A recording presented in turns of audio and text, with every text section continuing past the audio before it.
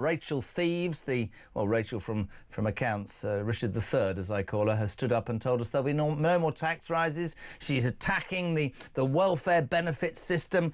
The truth is, ladies and gentlemen, whatever you think, and I'm not trying to scare anybody, I'm just trying to be honest, we're skint. We can't even afford the interest on the debts we've got. In 9 short months, this incompetent bunch of idiots have taken a country that was, yes, not listening to the Tories, and much was wrong with the Tories, but when they left office, we were the fastest growing economy in the G7. Today, we've had our what they think will happen in the next 12 months halved.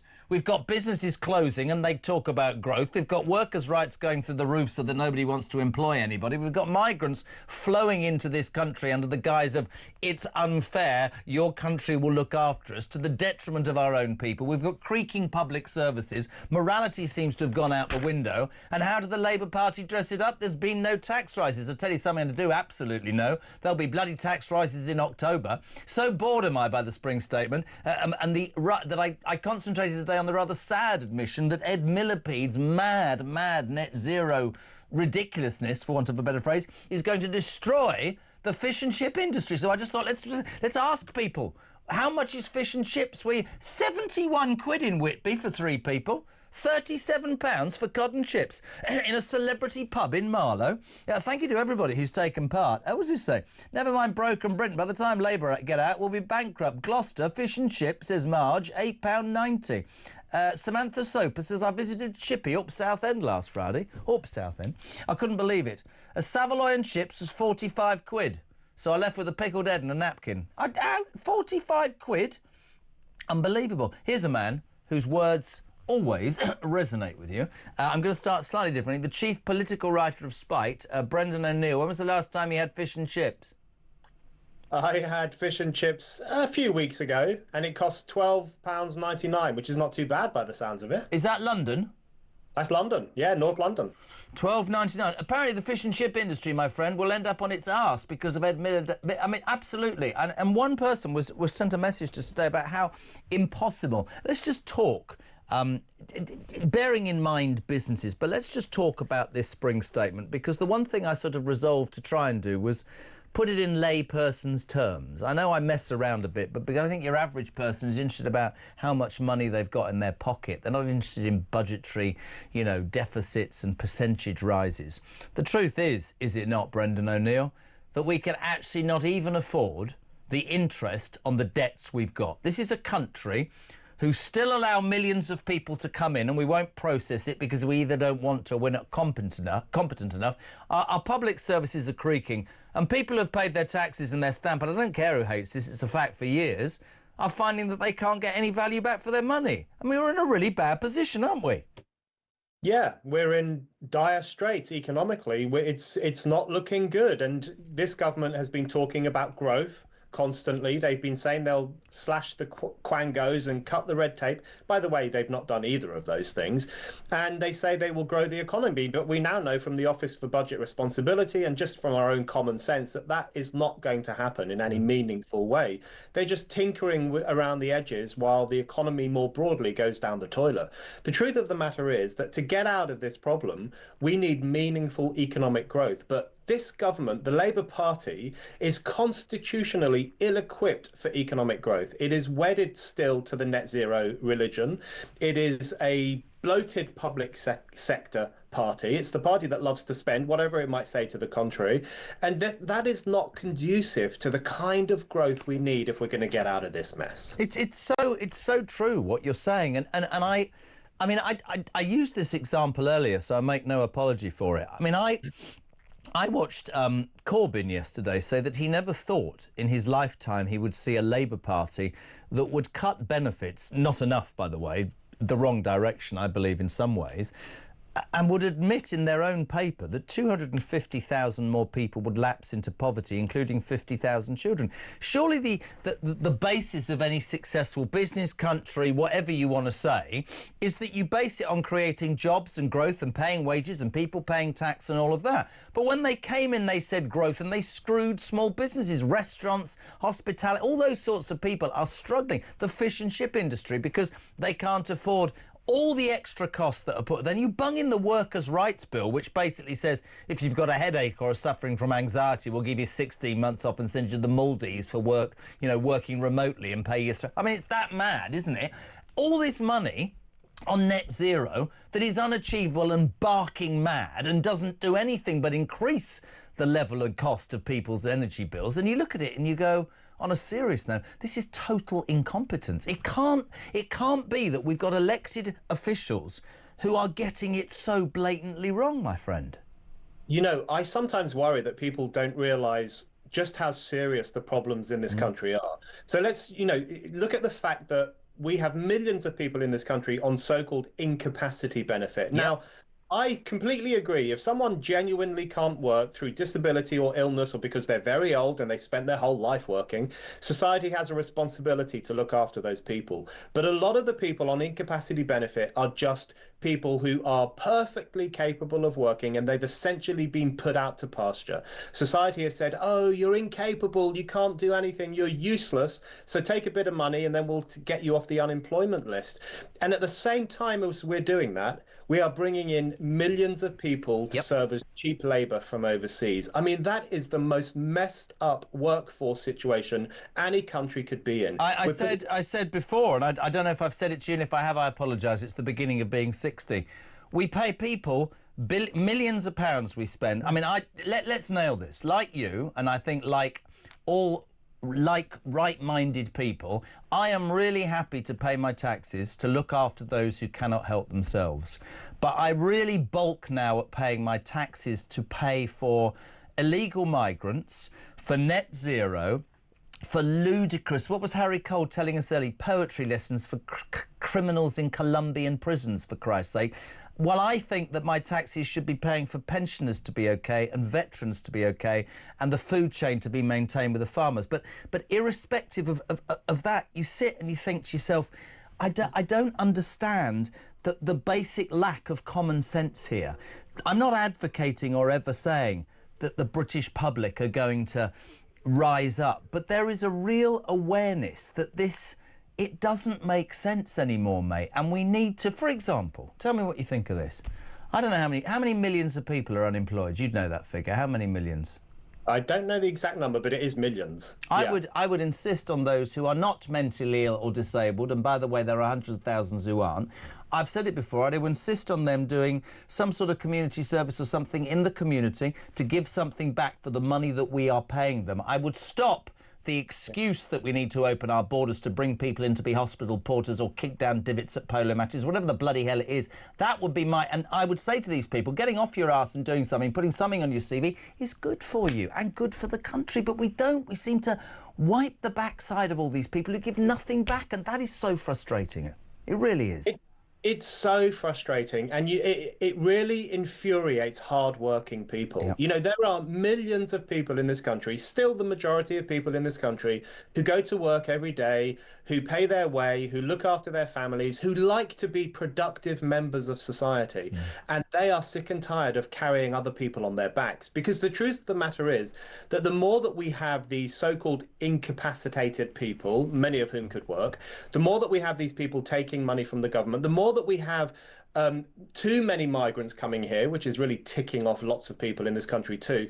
That means that we're working not just for ourselves and our families, but for those people as well. So, well, Jeremy, I would go further and say that we are working and paying our taxes. I actually strangely am quite fair, and I'm quite happy, as I was with Ukraine, to do everything. But you are never going to convince me that all of these people are coming from war-torn countries for three very basic reasons. One, if I was escaping a war-torn country, I'd bring my wife and kids with me because I would fear they would be blown up if I left them behind. Secondly, the first country I got to where there weren't bombs overhead, I'd go, oh, the reason people come here is because we are soft. I would go further than you and say, we're paying and we're not getting anything back. Other people are. We're eighth in the bloody queue, Brendan, and that really in time. Listen to this just in from Hannah in Telford. And this government, you know, it's about growth.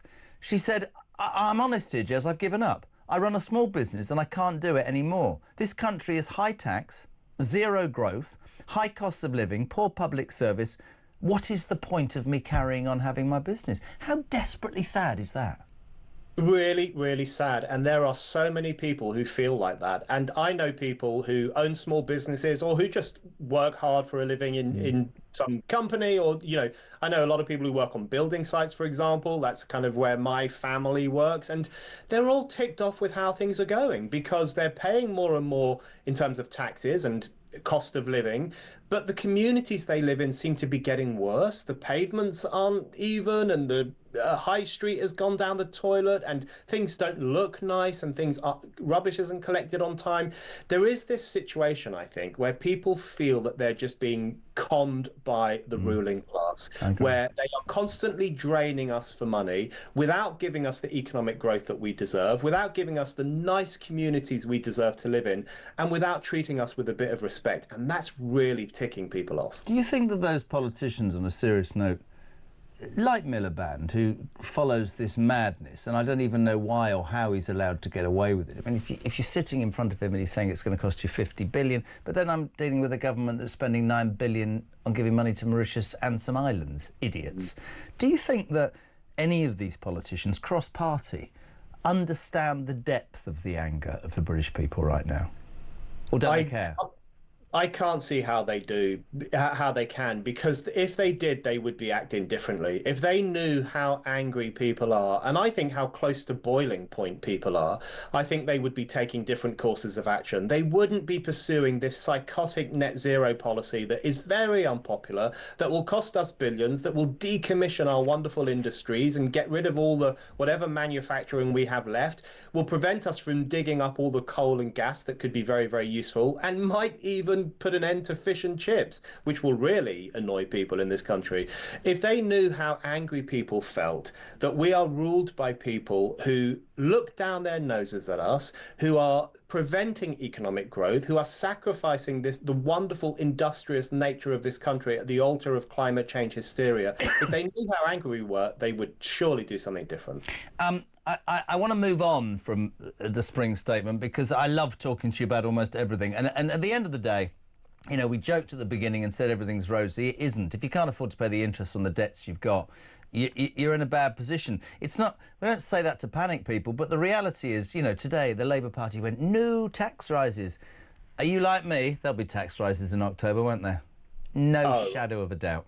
Of course there will be. There is absolutely no doubt about that. And I'm sure they're already getting their excuses ready, because they know that's going to happen. They know full well that's going to happen. People, you've said, Rachel from accounts, and lots of people like to call her Rachel from accounts. If there was someone in accounts who was as useless as her at balancing the books and bringing money in, they would have been given the heave-ho long ago. And she is...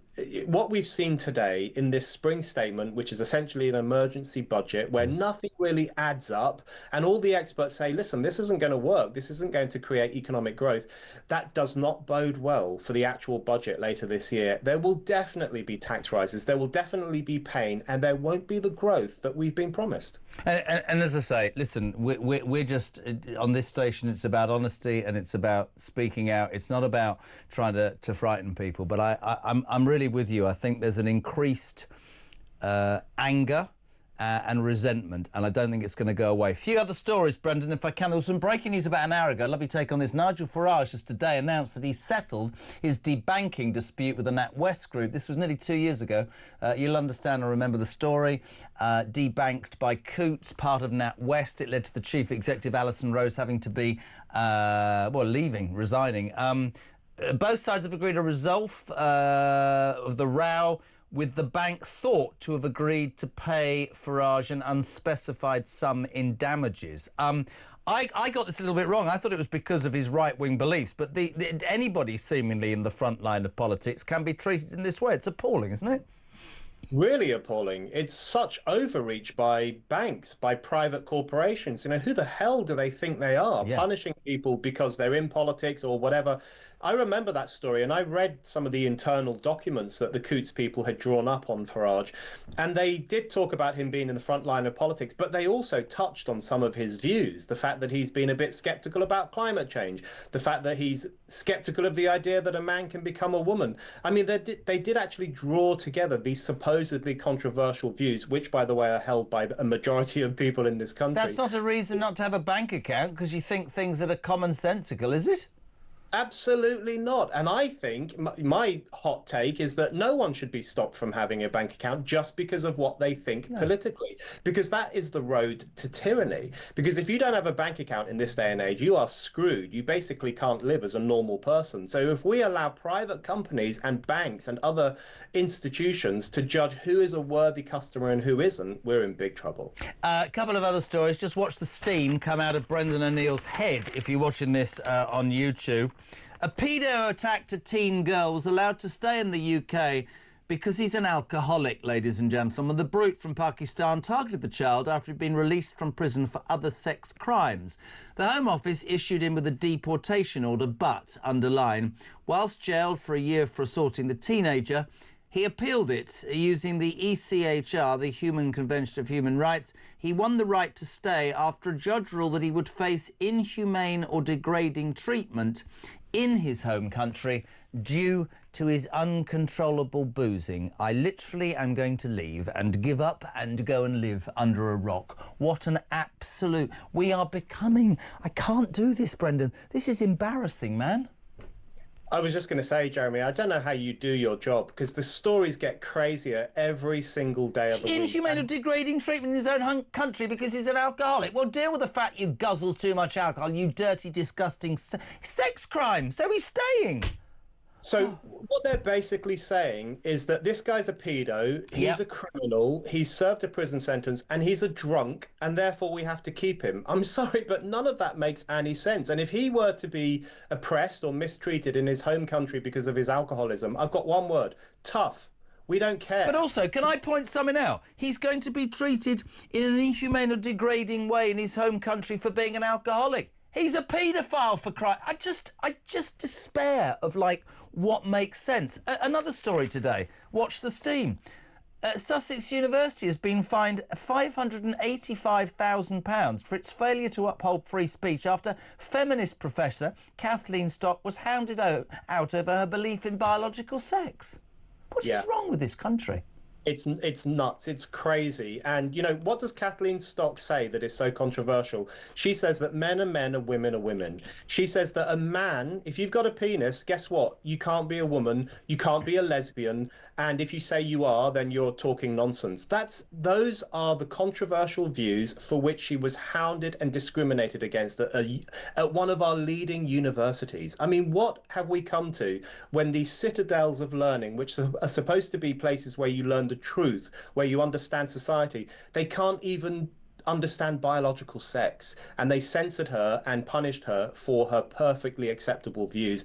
I mean, we're in real trouble in this country, and the sooner people wake up to that, the better. I couldn't agree more. I remember my daughter was telling me about some lecture the other day at university, and the guy basically said that all the worst conflicts in the world, the wars, have been caused by the British Army and the way they treat people. I mean, extraordinary, this sort of ideology being pushed upon kids at universities. But when you sort of an overview and you look at the government that we've got, who I believe this quite dangerous to say this, but I believe they're even more incompetent, or as incompetent as the last lot. And I think, you know, people saying uni parties and you know, this lot, that, something has to give. And if you look at how culturally we behave now, screw the victim, let's look after the perpetrator, let's make excuses for people's weird behaviour. Yesterday we had the story about trans men with beards, sorry, I know you've got a beard, can stay in female wards in Scottish hospitals. And I'm like, I've got a teenage daughter, I'm not trying to upset, quite like doing right by women's rights. Why are you not all more vocal? Kids, girls could be sexually attacked by perverts. Oh, you can't say that. Well, sorry, if you're going to put a wig on and a pair of tights just to go to a cushy jail or a cushy NHS hospital ward, I would say you're a danger. I really would. You know, Jeremy, I'm like you. I'm one of those old-fashioned people who thinks that if you have a penis, you're a man. And that you should stay out of women-only spaces. That includes women's sports, women's changing rooms, women's rape shelters, domestic violence shelters. Those places are for women. They're not for men. And I don't care how that man identifies. He doesn't belong there. But, you know, what is happening to this country where it's become controversial to say you want economic growth, you want to dig for coal and gas, you want to give people a bit more money in their pocket, you think women should have their own rights and their own spaces if they want them. All of you think pedos shouldn't be allowed to stay here just because they're also alcoholics who might get in trouble if they go back home. These have all become apparently controversial opinions. But you know what? Most people out there would agree with us. I don't think that's my point of this conversation with you today. I don't think our opinions are controversial. I think that more and more people are going, yeah, I went to a petrol station yesterday and these two ladies, sweet, just serving petrol, and she just went, keep doing it, because the world's gone bloody mad, Jez, and you're talking to me. And I really feel like people are just at a certain level, mate, and there's madness, isn't there? I mean, I was watching Ricky Gervais the other night. It's the greatest line I've ever heard. He said, don't you crave for those old-fashioned women, you know, the ones with a womb, not a bleeding penis? It's true, isn't it? I mean, it's crazy. It's crazy. It's absolutely true. And when I read about Kathleen Stock this morning, I've been following her story for some time. I just thought, hold on, let's take a breath. We live in a country where a woman loses her job at a university because she believes there are men and women. That is, you know, this is kind of post-truth lunacy. We live in a mad world where the most eccentric beliefs are held onto by the political class, while the rest of the public is saying, look, please be normal, just be normal, do what a government is supposed to do, and park all this woke crap. Completely agree. Always a pleasure. I love Wednesdays. Thank you so much indeed for coming on. Brendan O'Neill, Chief Political Writer for Spikes.